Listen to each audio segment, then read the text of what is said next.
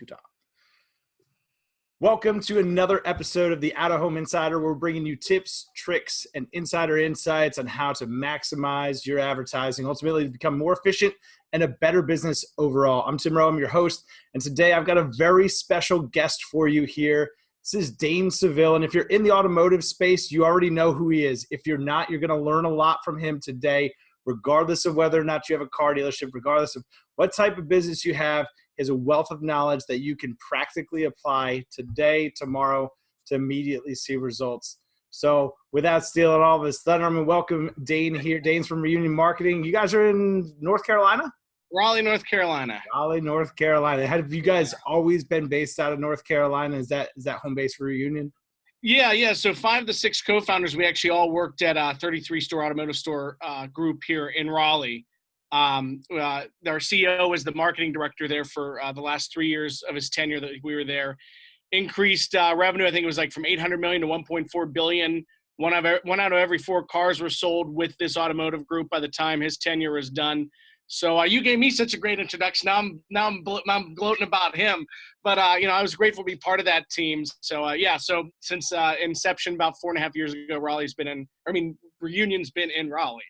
That's pretty awesome. So coming from experience like that, you got 33 stores to account for. It's easy-ish. It's easy-ish when you have one store to worry about. Doing it for 33, how many stores do you work with now? I'm sure that the experience of working with 33 stores really equipped you guys to be able to scale quickly and provide that same level of service. But how many stores are you working with now? Yeah, so we're a little over, I think, 220 stores. Right. And are you strictly franchise dealers, independent dealers, a little bit of both? A little bit of both. I would say probably majority are franchise dealers, but we do have a lot of independent dealers as well. And we're actually focusing on growing that. I don't want to dive into the weeds here, but specifically our newest social media platform would work really well for independent dealers. So we're actually starting to dabble more into that because the service really speaks to their business model. Now we're really trying to make a push towards that as well. So that makes sense. So you guys as a company, you're adapting to the market, adapting to the needs of the consumer, ultimately dealer principles across the industry, whether it's franchise or independent. And that's really what this conversation today is about, is adapting to new technologies, new understandings of things that are sort of established. And SEO is a sort of buzzwordy type thing that gets thrown around and maybe a little bit too loosely. If you could, Dane, condense down, what is SEO? If you had to explain it to a 6-year-old, how would you explain what search engine optimization is? It is tailoring. Well, I'm going to talk to a 6-year-old, so tailoring probably wouldn't work either. Making your website so that people can find you. That's such a great summary, because that's really what sparked my thinking about this. Was I had passed a great billboard campaign, and it was actually before I started working in the outdoor industry. I passed it and was looking for a place to go out to dinner, and the creative really stood out to me. It used some of the landscape with it. It had a great tagline, and I was looking for a place to go eat, and all I could remember was the tagline. I was like, what the hell's the name of that restaurant? So I just typed the tagline in, thinking, of course, I'm going to find the restaurant. Would you guess? Nothing that even came back to that. I thought, gosh, this seems like a missed opportunity. The client's spending a lot of money in this big, expansive campaign to be out there. Yeah. And they got me to do the thing they wanted me to do, which was look them up. But ultimately, I couldn't. So when focusing on SEO, is it to help people that are looking for a product or service that maybe you offer? Is it helping those people to find you? Does it create new type of search activity, or is it really just redirecting people that are looking for what you provide and making sure they find you? So it's sort of like the whole gamut. I mean, it's from people who have, had a friend recommend let's talk specifically about a restaurant, since you were just talking about, if a friend recommended that restaurant, they Googled the name of the restaurant. If it serves a certain type of food, like steakhouse near me, whether it's even pricing or specials, steakhouse specials in Raleigh, North Carolina. So there's from just beginning to understand what you might be interested in, and to the actual brand name of it. Now, since we work with more automotive dealerships, I could probably speak with a little more clarity to that. So it's whether you're just starting to look for new or used cars, used Honda Civic, new Honda Civic near me, used Honda Civic Raleigh, North Carolina. So you're just beginning that customer journey to now you're thinking about, okay, I've looked up the different specs and stuff. Now it's, Honda Civic price, Honda Civic lease Raleigh, North Carolina, and now you're sort of in the middle there. And now it might be that, now you've done your research and you go, okay, I wrote down, 3 dealers that really spoke to me based on what I saw on their About Us page or this or whatever, however they visited the website, visit different pages. Now they go, okay, now I'm going to Google, Dane Saville Honda or, Reunion Marketing Honda. And so it's really just covers that full gamut from discovery to ready to purchase. Okay, great. So really you can structure an SEO strategy around wherever folks are in the funnel. Now, is it a replacement for search engine marketing? If somebody's looking, it sounds like some of those keywords and terms might be things that we also bid on as well. Do the two complement each other? Do they work together? Is that best practice? There is a lot of synergy. And so what you need to understand is, one, for specific keywords, is there competition? So if, like, again, I'm going to go with automotive just because that's sort of our deal. And this would work for any business though. So let's say I own a Honda store and I go, okay, I want to push my, the Ridge line for, this next quarter. And so, I would just Google, 2019 Honda Ridge line, Raleigh, North Carolina. There would be people bidding on this, but I'm just saying, if you Googled that in your market and there were no ads for that and you're in those top spots organically, then there's kind of no purpose for you paying for that keyword.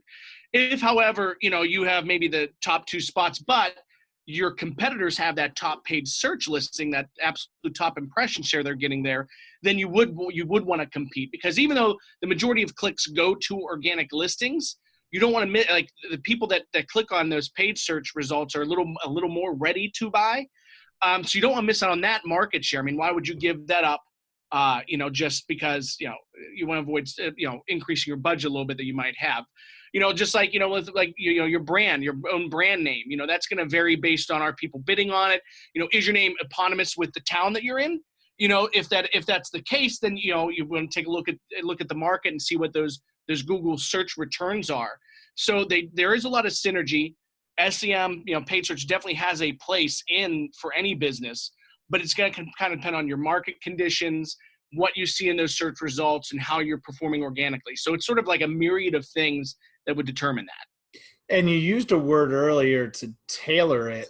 And it sounds like that's really, that there's not just a cookie cutter approach to this, that it can vary depending on your brand, where you are, maybe the name of the dealership. So it's not a one size fits all approach. Is that a fair statement? That's definitely a fair statement. In fact, my latest webinar was called "One Size Doesn't Fit All," so that kind of it kind of fits the mold. I mean, when you think about the way things are broken down, the way people search for things, and the way that we do it, and this is going to speak specifically to just SEM right now, just paid search right now, is that we make sure that accounts are so granular that if you Googled 2019 Honda Civic for sale, you would get one ad, and if you did 2019 Honda Civic lease, you get a different ad, because you have 2 different sets of expectations.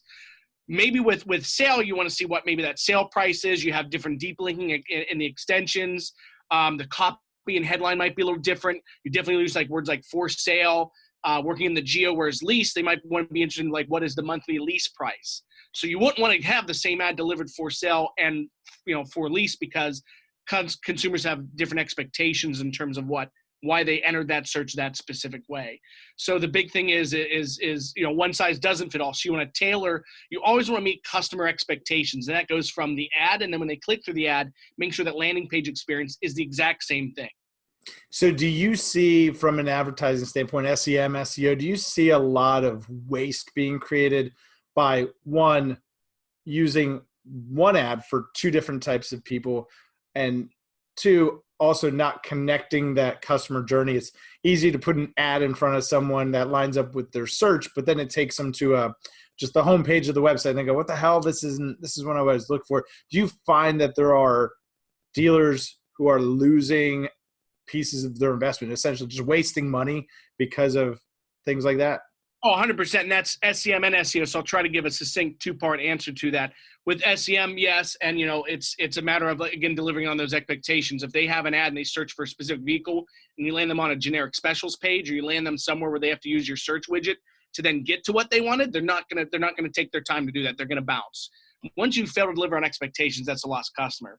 Actually, this will be a 3-part answer. The second thing is, right now with responsive search ads, so Google, that's a relatively new thing, but we don't predict it's going anywhere. So responsive search ads is you have 15 headlines and 4 description lines, and Google sort of selects from those 15 and those 4 headlines and description lines that best match the search. That's 43,600 plus combinations that they can choose from. Based on just from 15 headlines, 4 descriptions. 4 descriptions, because it mix and match any which way for those searches. So what a lot of people aren't doing is, a lot of people, number one, a lot of agencies aren't prepared for that, and they're not really implementing best practices for that. Be careful, because expanded text ads can look like responsive search ads. They'll have like the 3 headlines, the 2 description lines, but they're not really responsive search ads. So to be able to tell that, you want to Google similar variations of the same search and see if the same ad gets delivered over and over again. If it doesn't tailor to the search, then it's likely expanded text ads. You want to ask your agency partner or internal team about that. Now, the important thing about that is, when you don't tailor to the experience and you're not getting the click through, the landing page doesn't match that experience, you're affecting your quality score. So your quality score is determined from 5 different factors. I don't know if I remember them all off the top of my head, but it's like click-through rate, ad text relevance, landing page relevance. I know I'm missing one, and historical ads account history. So when you're not really tailoring those ads, you're not really giving that experience that customers want, and customers are bouncing off your page quickly, not clicking through on your ads, you're going to have a lower quality score. Now, the importance of that is that, if you're a dealer or a business and your ads have a quality score of 3 and your competitors have a quality score of 6, you're going to bid twice as much to be competitive for those searches in paid search than that other company. So to answer your question in that first regard, that's where we see a lot of waste, is not only, not capitalizing on Google products and innovation. So we see a lot of quality scores averaging 3s and 4s. I think don't quote me on this, I think our agency averages like an 8, a 7 or an 8, maybe even a 9. So Dan, if I can just interrupt you to crystallize what I think you just said, I want to make sure I understood correctly. Was that if your agency average right now is an 8 quality score, and let's say mine is a 4, that if we were spending the same dollars, your investment would go twice as far. Exactly. So you can, without even spending more money, increase someone's effectiveness by just making sure the ship is tight and we're blocking, tackling, and doing all those. Now, would that perpetuate too? So if I was at a 4 and you're at an 8 and I continue to overbid and I'm still not working on the fundamentals behind the ad, would my quality score continue to get punished? And eventually I'm just spending more and more money as that score continues to go down? So that's like the whole gist. Like that's sort of the synergy between all of SEO and SEM too, is that, making sure that, where your ad lands, landing page where your ad takes them to, your URL structure, your metadata, the headlines, the text, everything should speak to what they saw in that ad. So you're optimizing the page, SEO, you're optimizing it not only to be ranked, but then also to provide a user experience that aligns with what brought them to that page in the first place. The other place where we see a lot of, and kind of circle back, I should stop there. Does that kind of make sense? Yeah, it totally makes sense. The other thing that people need to be wary is, and this is changing in automotive, I don't know about other industries so much, but we're a flat fee agency for paid search. What's that mean? So the reason we would offer, like, let's say, we have different tiered packages. I'm just going to throw a number off the top of my head. This isn't like a number we really offer, but like, let's say we say, okay, we're going to charge you $1,000. It's $1,000 a month, or $500, let's say $500 a month, like management fee. So manage the account, it's $500. Let's say you have a budget of $10,000, okay? That we're going to get paid $500 no matter what per month. That's flat fee. So there's just one fee per month. And the $10,000 would be true spend then. True spend. Okay. The opposite of that would be the commission-based agencies, where you have a $10,000 spend, but or I shouldn't say $10,000 spend, but how much you spend influences how much they make. So they make a percentage. It's not a flat fee. They make a percentage of your monthly budget. So what that does is, let's say your agency comes in and goes, you know what, man, you guys spend $5,000 more a month to make sure you're competitive for these keywords and these ad sets. They're a commission-based agency. Are they unless you really know how to dig into the data, are you really certain that you need to increase your spend if they're commission-based? Because that means they're making more money. So we do flat fee rate, and we suggest everyone works with flat fee rates, because even though you go, oh my God, that's definitely going to be $500 I spend every month, that's what it is. Our decision making is independent of your budget. So that's where we also see a lot of ways too, where agencies and snake oil salesmen will convince someone to work with their agency, and their decisions are based on more money for them to make, and not necessarily the person's best interests. Yeah, listen, I worked at one of those agencies. It wasn't not a knock against the agency, just more traditional media mindset and making a percentage. But for me, that was a fundamental conflict, because the workload didn't change if you spend $1,000 or $10,000. We're doing the same amount of work. Why should I take, on $10,000? Why should I take $1,500 when I was only taking 150 at 1,000? Did my cost of goods change? Did the scalability change? It hadn't. So maybe if we walk through an example, let's just use that $10,000 budget and working with you guys. Let's just say it's $1,000 to work with a $10,000 budget, and you've got that great quality score, and your ads cost half as much as mine. So if you have $10,000 with Reunion Marketing, you're spending $1,000 to have a professional team manage it, truly like a portfolio manager would in an investment type scenario, right? Yeah. You're measuring, you're monitoring all these things and making the best call based on what's best for the client. You don't have an influence that's dollar-based. So $10,000 budget right off the top, right? So 10,000 and 10,000. And in my scenario, I take 20%.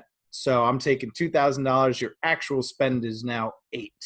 So right out of the gate, I've still got $10,000 with you, but let's say I took that out to $1,000. So we're at $9,000 spend, right? Once I've paid you guys, and then I'm at $8,000 with the other guys. If I'm at $8,000 with the other guys and they're only half as good as you, then I would need to spend $16,000, $17,000 with the agency that's ripping me off just to be at the same level of quality as working with somebody like yourself. Yeah, essentially, yeah. Yeah, sort of like fundamentally, yeah. It would be, we make sure that every dollar is maximized to its fullest potential. To circle back, and not to get off this topic, but to circle back about wasted spend, you're talking about, wasting an investment. What we see with a lot of agencies too, and I shouldn't say a lot, there are actually a lot of great agencies out there. So I don't want to generalize and say a lot of agencies are terrible.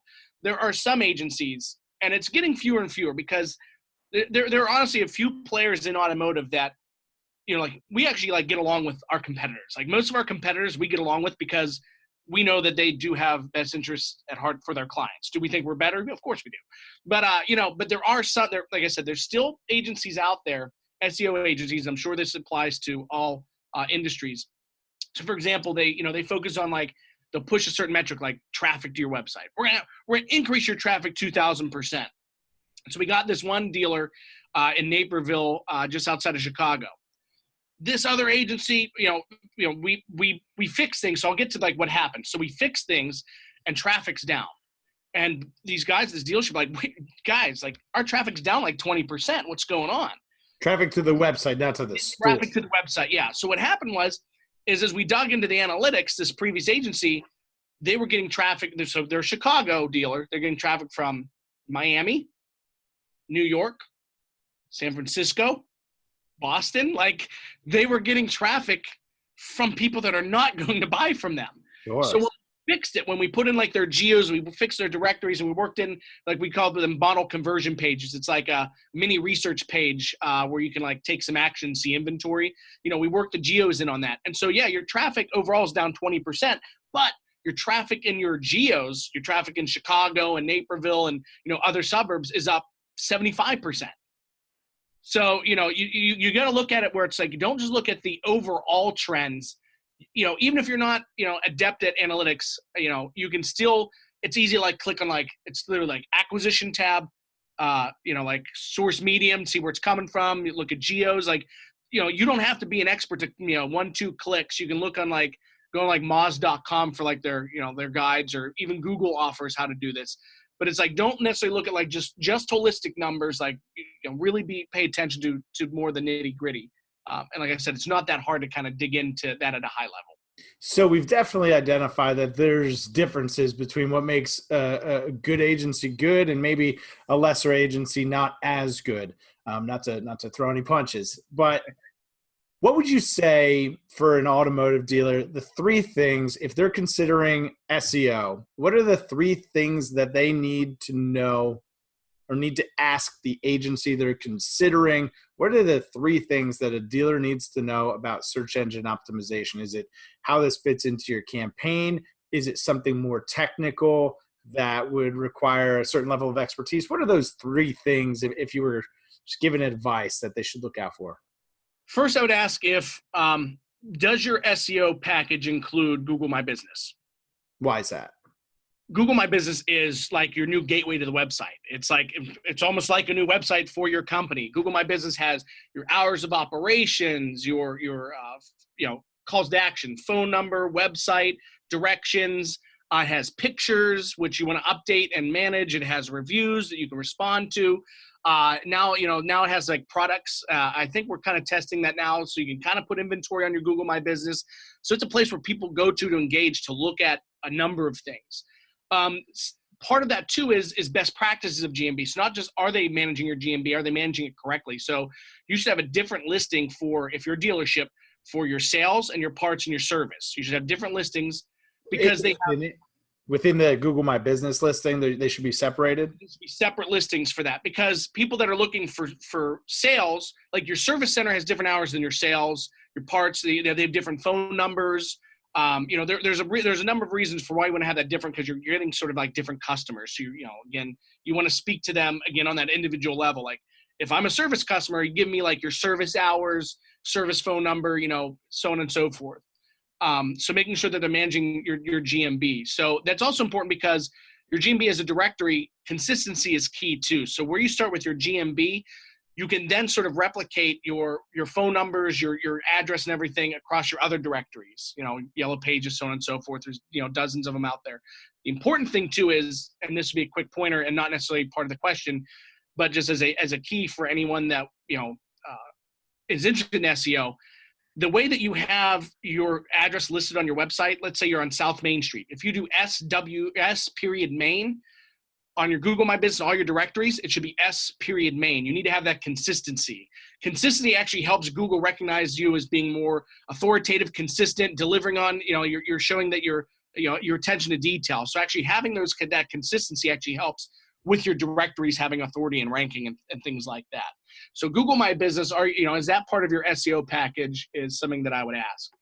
The second thing would be is also, if I'm going to work with you, does your SEO include CRO, conversion rate optimization? So you don't want to work with an SEO company that just brings traffic to the website. I shouldn't say just anyone, but a lot of agencies can just bring traffic to the website, but that traffic isn't converting. Then what's the use of bringing them to your website? So, does that SEO company also perform conversion rate optimization? Doing Hotjar testing. So Hotjar is like looking at behaviors on the website, seeing like where people are clicking the most, understanding consumer behaviors on the web pages. You can even record sessions and see what people do on your site. Colors and placement of buttons. Are you optimized for mobile? So on and so forth. So there's a lot of facets that go into conversion rate optimization that complements SEO and should be an integral part of that SEO package. So GMB, CRO, and that's a third question. This is a good question. Third top question would be, how do you report? Okay. Oh no, do you have a thought? Yeah, I'm going to ask the question that you just made me think of from the first two things is, how is your agency set up to support doing all of those things for over 200 clients? Is it technology? Is it people? Is it an equal mix of both? How do you sustain that level of service? You talked about a lot of things that I think go well beyond even having come from automotive, that at least, from my experience, I don't remember offering anyone ever, because we didn't have the capability to do it. How are you able to offer that much? Is it the technology? Is it people? It's a combination. So we focus. We actually 2 years ago, we had no idea we'd have an operations department. That was not a concept we had. It was, we're going to be people focused. We're going to have the right people in the right seats executing. And that's what we realized. We're like, at that point, we're like at 140, something like that. And it's like, well, if we triple this client load, we're going to have so much overhead. We're going to like lose money. So we actually then we came up with our operations department. So we like to call it, it's like automation with human oversight. So you don't want to fully automate. You should never work with a company, I don't believe. Anyway, that's my personal opinion. You shouldn't work with anyone that it's fully automated, because you still need human eyes on different things, optimizing, paying attention, making sure nothing breaks.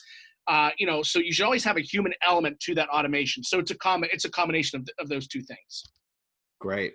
Now with SEO, can it be like geographically specific? Like with SEM, I can say, hey, just this zip code. Are you able to do things like that and control, hey, I'm not getting somebody who's looking for a Honda Accord in New York City with my SEO? How do you do things like that? Yeah. So, that's a number of things. Like I said, we create like those model conversion pages. So for every model in your lineup, there's a specific page that has some description about the vehicle, like some emotive text, like talking about like what interests you in the vehicle in the first place, just kind of hitting on the emotion of buying. Then we have like some value props. What are some things that this vehicle gets accolades for that might interest you? Like, for example, if it's a muscle car, it'd be like, horsepower, torque, Cobra trim level option, it's like whatever it might be. And then within that page, within the headlines, within the URL, within the text, it's your geo. We've actually gotten so technical with it that we actually have sort of other, I don't want to call them sub pages, but pages that hit on your second geos and your third geos. So that way they're more relevant, more likely to rank depending on where those consumers are searching from. And that comes from communication with the dealer of like where they know they want to, what historically from sales and then also looking at search trends, where are people coming from. Then, within your home page, your About Us page, everywhere your F&I, your service page, get service in Raleigh, North Carolina, get your oil change here at Dane Honda in Raleigh, North Carolina. So you don't want to keyword stuff it. So you don't want to make it look like a bot created it. Sure. But you do need to strategically work in that geo here and there to, make sure that then you're getting that relevant traffic. Makes sense. So you just made me think of, maybe this is a good segue. Would you like to play along? I'm going to share my screen here, and we can do some billboard stuff. And I think this is going to be what you find pretty neat. I'm just going to see here. We're going to share, and I'm going to share. Which screen am I going to share? I think this one. So if you let me know if you can see my screen there, and I can see it. So let's see. We're talking in Raleigh, so I'm just going to bring up Raleigh. And see if this is going to run slow or fast, because let's try this one. There we go. So this is where this is a tool called GeoPath, and GeoPath is I don't know what the right word is, but outdoor companies, billboard companies, bus shelters, screens at the mall, they all got together, and GeoPath is sort of the data auditor, but also this really cool platform where you can start to look at targeting for billboards. How it all works is it uses 6 different data sources to make sure the data is clean and up to date, obviously something you know a lot about. And then it uses mobile device ID data, just like the Waze app might, to see where people are going and things like that. So did you see that here? Did that just update? Yeah. Yep. So what I've done here is I said, all right, let's say I'm working with a Honda dealer, and I want to run a campaign that's designed for service. So I want to look for people that have a Honda. So make of any vehicle owned or leased. And what it's going to start to do is it's going to compare people that own Hondas in Raleigh, and if that worked, let's just see. That doesn't look like it did. But in Raleigh, and it's processing a lot of data, so it runs a little bit sluggish. But let's say you said to me, Tim, I want to do digital billboards, and I want to do digital billboards for my, Raleigh's a a pretty upscale, trendy city. You got interior walls, furniture, ceiling stuff that I could run on. Let's see, digital bulletins. There we go. All right. So let's just say I wanted to run digital billboards, and this is where it gets slow. Is updating all of that inventory. I want to run digital billboards in Raleigh targeting people who own a Honda. And I want to be pretty intelligent. I'm a dealer on a budget. So I want to be most efficient with choosing which locations I actually run on. This is how, if you're working with a partner that works with GeoPath, you can do that. You see it's processing over here on the right-hand side. And what it's doing is it's indexing every outdoor location in Raleigh, North Carolina against Honda owners right now. And once this finally does populate, that what we'd be able to do is look at the placement of maybe your dealership. We can look at all the Honda stores in the market and where those outdoor locations match up. So now you can start to craft a message. All right, I want to go after my competitor with a Honda service message. So I want these 3 billboard locations that are closest to my competitor that over-index with Honda owners. Or another targeting that you have, maybe you invest in third-party listing sites like Carfax or Auto Trader. So you've got a big, strong independent store and you are on Carfax and you want to target your $15,000 and less selection of over 200 cars to people that have been shopping on third-party sites. So this tool allows us to do that. I apologize, it's running a little bit slow. That's not uncommon for it to do. But is something like that, is a tool like this, is that valuable when considering an SEO strategy, an SEM strategy? I'm coming from the thought process of outdoor creates a lot of search. In fact, it creates more search dollar for dollar than TV, radio, and print advertising combined. So is something like this, a program like this, to come up with a way to drive more search activity, does that benefit an SEM or an SEO strategy? Yeah, I mean, anything that sort of has a demonstrable ability to get people to remember and conduct a search, whether it was, the exact brand name, I mean, just, if it hits on there, again, like sort of emotive advertising, you're talking about how that billboard that you saw for the restaurant really sort of struck a chord with you and you had to just find it, depending on the creative, even just stirs some sort of search for the specific make and model. Anything that can truly push people like into the funnel would be of value, because then, the more people that conduct searches, the more opportunities you have to get them on your website. Makes sense. So, keeping in theme. So I'm glad to hear that, because this is a tool that I got excited about as soon as I saw it, and just to help dealers be more efficient. Because we know we still need to fill the top of the funnel, right? We need to drive people to go back and look for you to ultimately to find you. People are going to find you, if they're shopping for that particular vehicle, probably. But this tool would allow you to do something like that. So there's just some stats. But what would you do SEO wise for something like this? If your client wanted to run a billboard that said, buy a Kia, get a billboard, is that showing up for you? Yeah. Cool. What would be an SEO strategy? We see they're in Charleston, Savannah Highway, buy a Kia, get a billboard. Would this be an SEO or an SEM campaign? How would you approach something like that? First, again, like I said, there's complementary, so I wouldn't necessarily dive into SEM, but, Savannah Highway, making sure that is showing up on the website, making sure that the address matches the billboard, so that way they know that they're looking at the correct. So whatever you have on that billboard, you will make sure is sort of headlining on your website, so that way people don't go, wait, is this the dealership that I wanted to search for? Kia Country of Charleston, making sure that the brand name is headline up there. You could even potentially get a banner on the website that sort of replicates what you see there. We don't recommend a whole lot of banners, just because we did a study that just shows, I think it's like 6% of all homepage clicks go to a banner, and half that goes just the first one. So you wouldn't want to do overkill, but that's a potential other strategy. So that way there's sort of some branding consistency from non-digital to digital. It's hard to say with SEM, because this isn't real vehicle specific. Like we target first, like more the low funnel searches. So it'd be like more like price point type thing. Kia Optima for sale, but working in that Savannah highway, the Kia country of Charleston, working in those different things.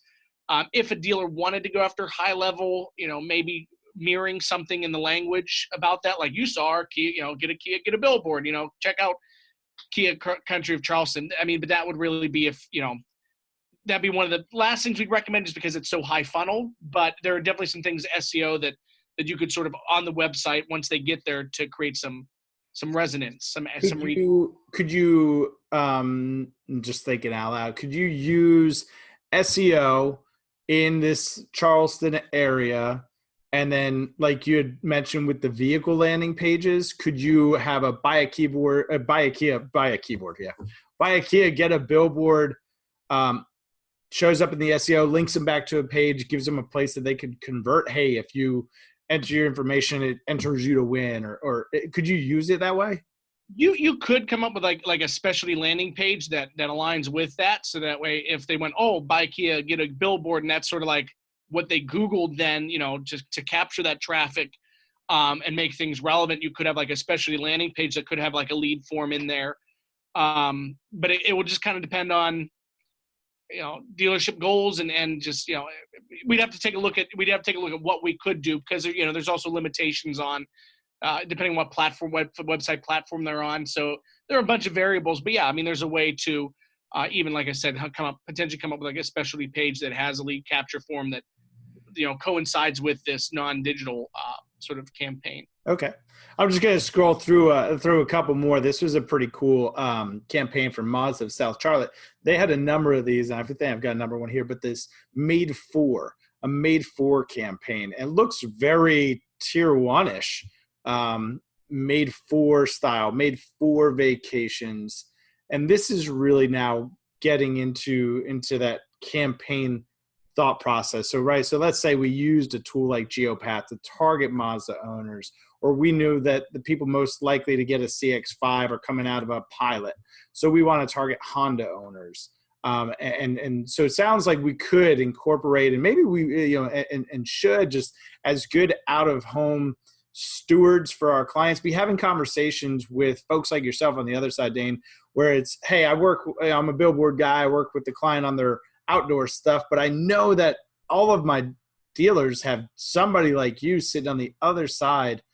It sounds like there should be some communication going on back and forth. Would that be beneficial for like you guys and everything that you're doing? If you were working with a dealer that worked with somebody doing out of home, would that be a healthy relationship to have for you? I mean, that's with, anything from, whether you have a provider for SEO and a provider for SEM and a provider for traditional, provider for billboards, provider for TV, provider for SEO. Like anytime you're working with more than one vendor, it is in the dealer's best interest to have, cohesion and to have open communication among those vendors, because everyone should be working together on behalf of the dealer. So yeah, I mean, there's definitely benefit to making sure there's open lines of communication and shared sort of thought leaderships and creative for how we can make that a seamless experience for the consumer, because that's the benefit of the dealer.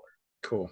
So the next one I'm going to show you is a fun one for us in out of home. We call this a tease and reveal. If I came to you and said, Dane, my billboard guy came up with this awesome idea. I want to do this tease and reveal for the new model coming out, and I want this all to work together, create a ton of buzz. Let's get as creative as possible. This goes up for a month in the market. It doesn't say, I don't even know what's underneath there. Just says you deserve more this year. It's going to create intrigue. That's what outdoors designed to do, right? Evoke an emotion and drive a behavior and action. I'm going to go back to Google. Like, what the hell is this? What is you deserve more this year billboard? How would you best help me as the dealer if I said, I want to do this, I'm doing this, you need to make it the most successful thing? What things would you be looking for to connect the dots on the back end? To me, I mean, the first thing I would do is I would replicate this with social media. I think social media, even before SEO, for me, would be where you really capitalize on this and promote through different channels, Facebook, Twitter, Instagram.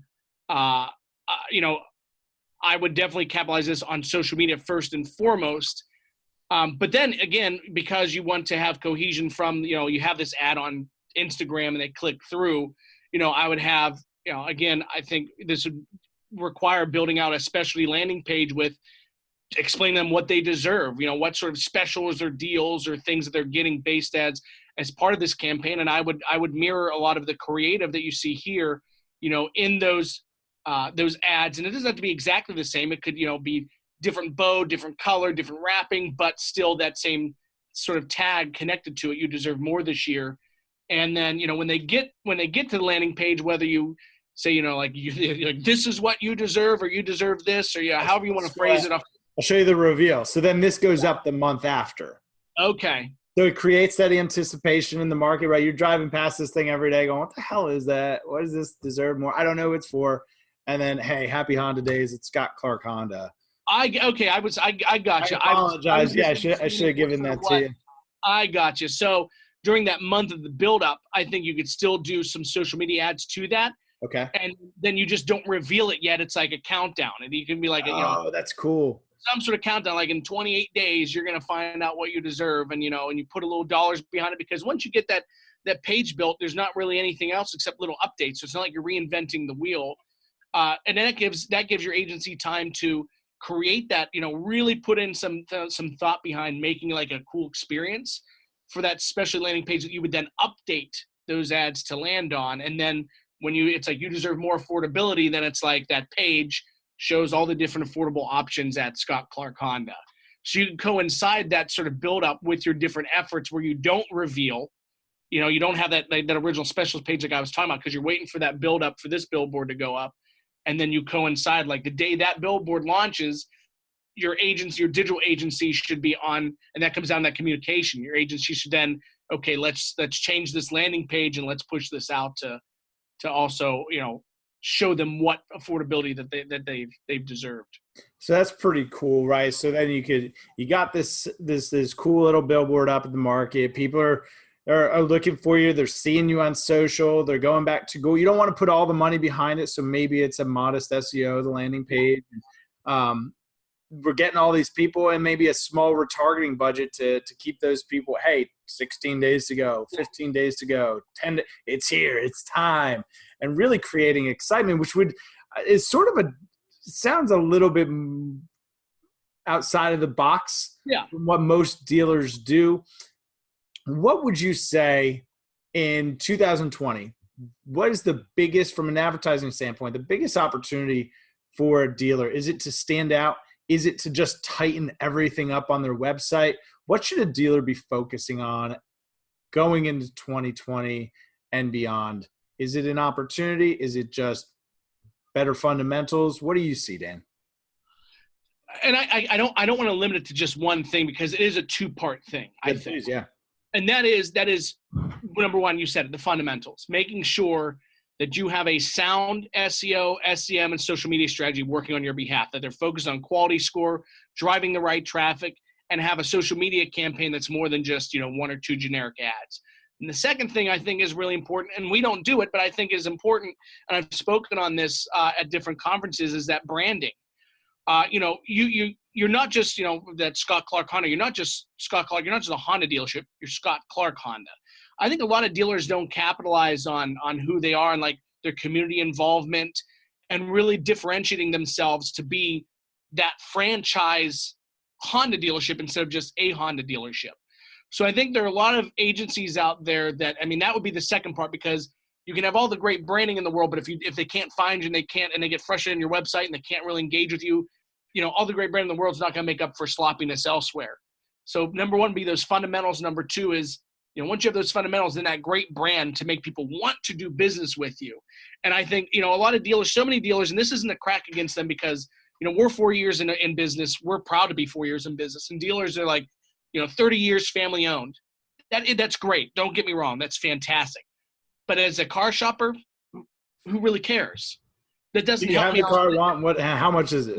And that doesn't really matter to me in terms of like, do I feel like I'm going to get hassled at your dealership? So like, the About Us page would be a great opportunity to have like a really cool video that goes around the dealership, meet the dealer principal. And I know staff can turn over, so you don't want to get everyone, but your long-standing employees, show them the business center, show them the service bays, show them the experience they're going to get. So branding yourself, I think, is a second thing that dealers absolutely should focus on in 2020 moving forward.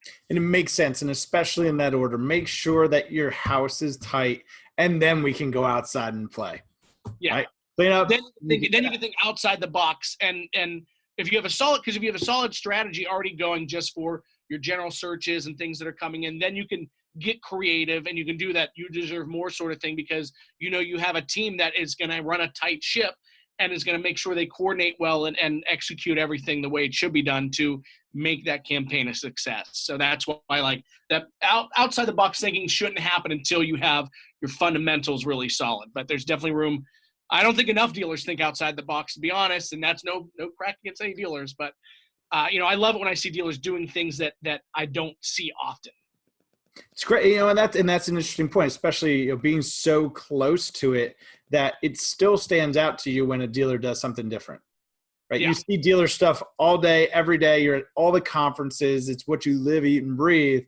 But when somebody does something different, it still stands out. So how much does it stand out to somebody that isn't in it every day? An interesting statistic, I'll leave you with this, is 70% of drivers who drive over 300 miles a week recognize and acknowledge seeing outdoor advertising. Ad recall very high, 70%.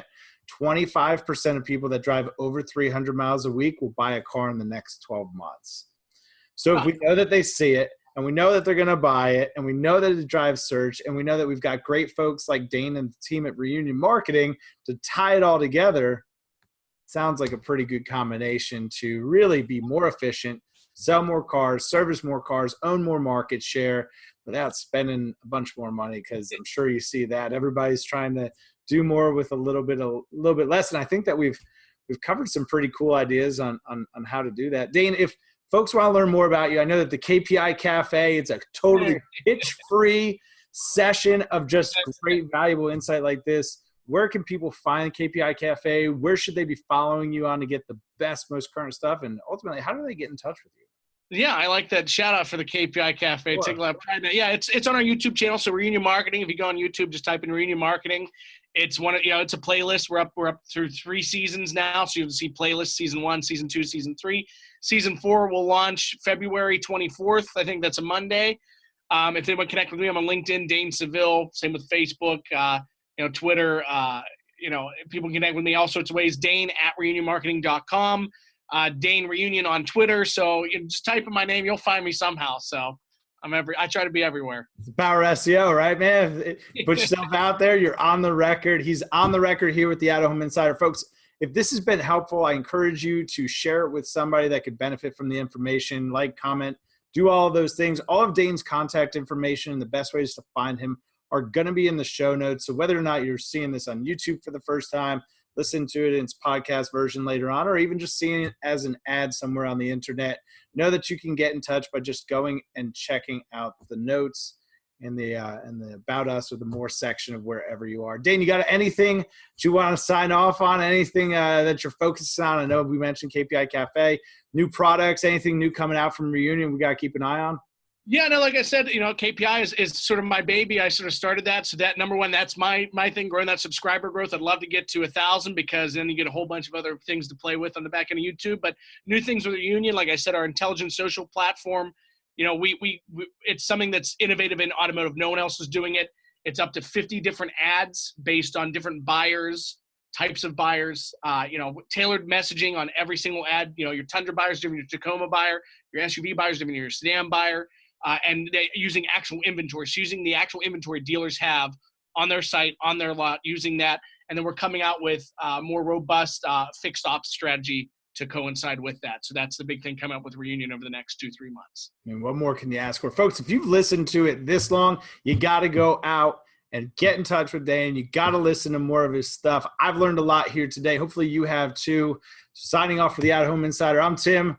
That's Dane Saville, Reunion Marketing, right there. Check them out. You will not be disappointed. If you're looking to sell more cars, service more vehicles, if you are looking to reduce unapplied hours, whatever your goals are, it starts with the fundamentals. And we've talked about those here today. Ways for you to maximize your advertising in 2020 and beyond. I'm Tim Rowe, and we'll talk to you guys real soon. See ya.